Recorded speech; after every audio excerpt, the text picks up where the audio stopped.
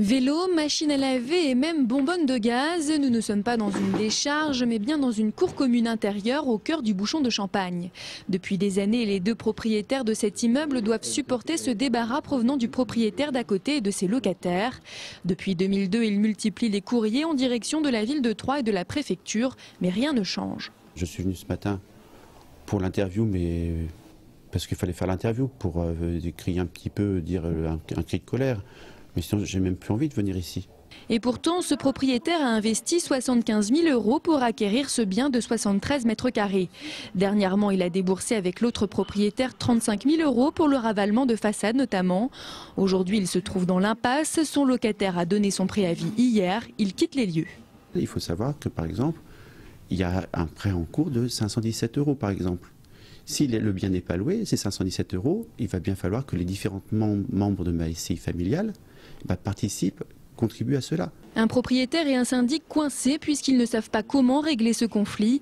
Alors lorsqu'arrive par hasard pendant cette interview l'une des locataires du propriétaire, les questions fusent. Vous n'avez pas de contrat de location non, et vous payez un loyer? Mon fils n'avait pas de contrat de location. Mais c'est tout à fait illégal, madame. Cette femme de 50 ans a été expulsée en mai d'un logement d'un bailleur social.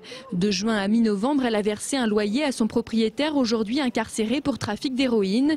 Une partie de ses affaires se trouve derrière cette porte, l'autre dans la cour. Et selon elle, elle ne peut pas les retirer. Et vous pouvez pas les récupérer? Bah non, c'est fermé à clé, c'est pas moi qui ai la clé, c'est monsieur.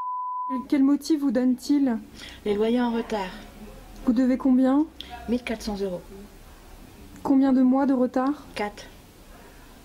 Et vous n'aviez pas de papier officiel de location? Rien du tout.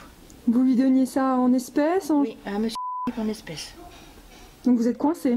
Je suis coincée. J'ai rien pour prouver que j'habite ici. Et monsieur, lui, il a tout pour prouver que je suis ici, puisque l'occupation donne lieu de bail. Et c'est quoi la suite pour vous là maintenant? Tout faire pour récupérer mes affaires, c'est 30 ans de vie. Un parcours difficile. En attendant, après 8 ans de dénonciation, les propriétaires sont exténués et se posent même des questions. C'est la personne qui vraiment devrait nettoyer cette cour. Elle n'agit pas. Est-ce qu'elle est protégée? Puisque est-ce que quelqu'un la protège un petit peu? Puisque dans la cour commune, il y a une cuisine qui a été bâtie en parpaing, il y a des vélus qui ont été faits, alors que sans autorisation, on a demandé que ça soit retiré. C'est toujours là. Et là, on se rend compte que là, non, là, au 18 bis rue Général Saussier, apparemment, on a le droit de faire l'inverse de ce que demande la mairie. Selon les propriétaires, des squatteurs auraient investi l'immeuble aisément accessible par cet escalier, se livrant à des trafics de drogue. L'activité de marchand de sommeil en plus découverte ce matin met de l'huile sur le feu et suscite l'inquiétude puisque l'immeuble se trouve à quelques mètres seulement du lycée Saint-François de Sales.